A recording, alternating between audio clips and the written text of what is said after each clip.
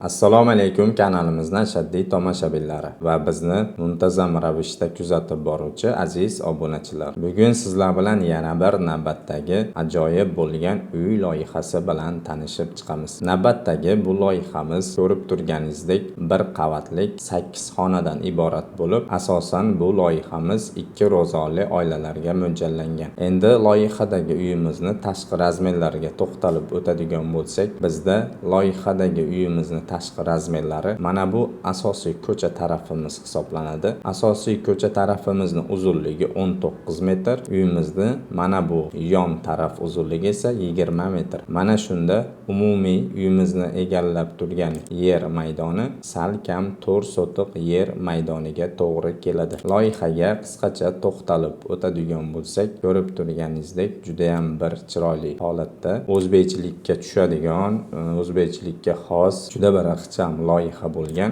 Endi bilamizki, to'y hasham, to'y maraka degan narsalar bor.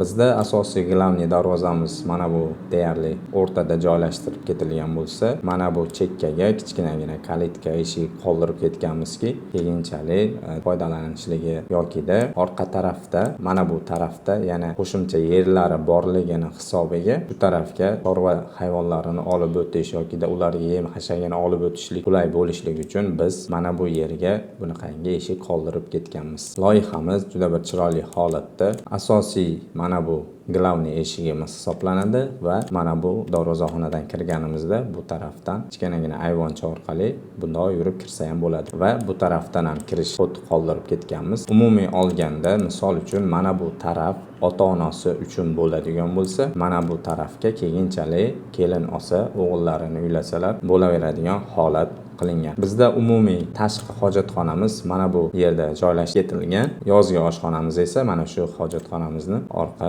yon tarafida, ya'ni mana bu yerda yozgi oshxonamiz. Yozgi oshxonamizni mana bu chekkasidan esa aytib o'tganimizdek orqa hovli tarafga o'tsa bo'ladigan eshik qoldirib ketilgan. Mana shu uyimizni umumiy isitish katyollari ham juda bir qulay holatda bo'ladi. Bizda mana shu uylarimizni isitish uchun umumiy katyolxonamizni mana bu yerga qoldirib ketganmiz. Orqa hovlidan o'tib katyol qismiga kirib, umumiy olganda bugungi loyihamizni ko'rinishlari mana shunday holatda, tomlari ham, fasadlari ham juda bir chiroyli, o'zgacha unaqa bachkana bo'lmagan holatda juda bir chiroyli holatda chiqqan. Albatta bitta laykni bosib qizartirib ketaverasizlar. Endi loyihani umumiy xonalar joylashuvi bilan tanishtirib o'tadigan bo'lsak, endi loyihadagi uyimizni xonalar joylashuvini noodatiy holatda tanishtirib o'taman. Bu sizlarga albatta qulay bo'ladi. Kimda kim yeri joyga tushsa yokida o'ziga mana shu planirovkamiz ma'qul kelsa, bemalol foydalanishligi mumkin bo'ladi. Loyihamizni xonalar joylashuviga to'xtalib o'tadigan bo'lsak, bizda darvozaxonamiz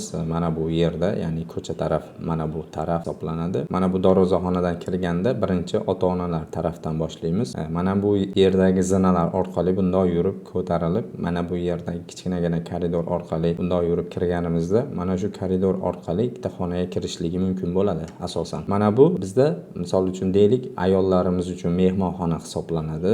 Bundan keyingi yonidagi mana bu xona spalniy xonamiz, bu kattalar yotoqxonasi va kattalar yotoqxonasini o'zlariga tegishli mana bu yerda shaxsiy yuvinish xonalari bor. Albatta tahoratiga va boshqa yuvinishlariga sovuq kunlarda qiynalmasligi uchun mana shu yerga sanuzel qoldirib ketganmiz. Endi buni yonidagi mana bu bizda общий komnata, umumiy o'tiriladigan oilaviy xonamiz hisoblanadi. Bu oilaviy xonamizga ota-onalar kirib chiqishligi qulay bo'lishligi uchun mana shu yerga biz eshik qoldirganmiz. O'zi aslida mana bu umumiy xonamizni paratniy xoti, ya'ni mana bu kirish xoti mana bu yerda uyimizni o'rta qismida joylashtirib ketilgan. Bundan keyingi xonamiz mana bu yerda bizda oshxonamiz joylashtirib ketilgan. Oshxonamiz addenniy holatda qilingan. Endi bu tarafdagi xonalarni tanishtirib o'tadigan bo'lsam, bu tarafdagi xonalarga darvozaxonadan kirganimizda to'g'ri yuradigan bo'lsak, mana bu zina orqali ko'tarilib bunaqangi koridorga kiramiz. Mana bu tarafdagi koridordan bu tarafdagi koridorimiz ozgina kengroq, kattaroq holatda. Endi mana shu koridorimiz orqali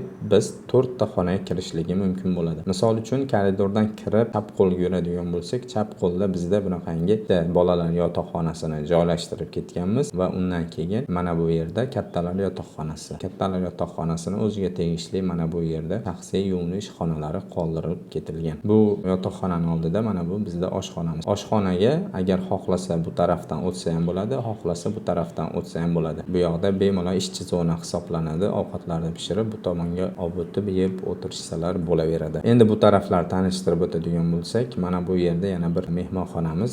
Aytib o'tganimizdek, to'y marakada foydalansa bo'ladigan umumiy olganda ikkita mehmonxonamiz bor bizda. Endi mana bu taraf bizda cho'rniy xotin hisoblanadi. Buni ham shunaqa to'y marakada yoki boshqa maqsadlarda foydalansa bo'ladi. Ayniqsa chorva hayvonlarini olib o'tsalar, ularga yem hashagini olib o'tishlik uchun ana shu tarafga eshik qoldirib ketganmiz. Endi bizdan ko'pincha qishloq sharoitiga mos keladigan qilib bering deydi. Menimcha mana shu shahariga ham, qishlog'iga ham menimcha to'g'ri kelsa kerak. Albatta bu planirovkamiz ma'qul keladigan bo'lsa bitta laykni bosib qo'yasizlar. Bu taraflarda tanishtirib o'tadigan bo'lsam, bu yoq tarafda bizda yozgi oshxonamiz hisoblanadi va yana shuni eslatib o'tamanki, bizni Telegram va Instagram kanalimizga o'tib obuna bo'lib qo'ysangiz, albatta siz uchun foydali bo'ladi. Rahmat hammaga, sog' bo'linglar, salomat bo'linglar.